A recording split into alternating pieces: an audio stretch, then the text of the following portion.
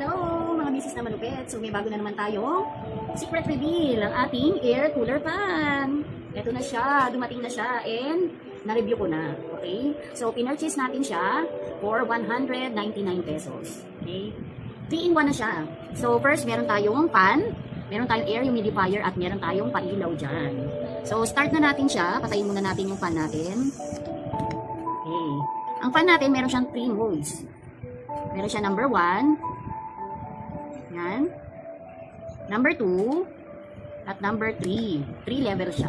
So, yung number 3, perfect na siya. Okay na siya, lalo na sa ating mga nagla-live o kaya yung mga work from home. So, pag ginamit natin siya, saktong-sakto na sa atin yan.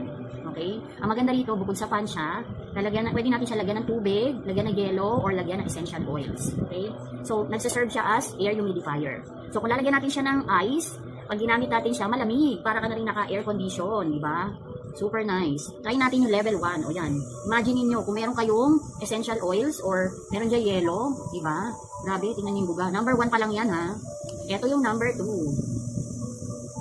Di ba? Ang lakas. Tapos ito yung number 3. Grabe, para ka na nasa Alaska, di ba? Perfect. At since meron tayong pailaw, ayan, merong blue. Pwede kayo mamili ng gusto niyo ilaw. May purple. Merong blue, light blue, pwede siyang white, yellow, at red. So, iba-ibang kulay kung anong gusto nyo. And habang nag-air humidifier tayo, merong essential oils dyan, pwede kayong mag-play ng mga relaxing music para maganda. Para feel na feel nyo yung pagka-relax nyo, diba? Lumalabas yung essential oils, tapos nare-relax kayo.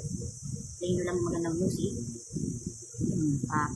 Ma-enjoy nyo talaga yan. So, kung ako sa inyo, i-check out nyo na yan. Nandyan yan sa Yellow Basket. 199 lang habang naka-promo. Check out nyo na yan. Perfecto, lalo na ngayong summer. Go check it out. Thank you.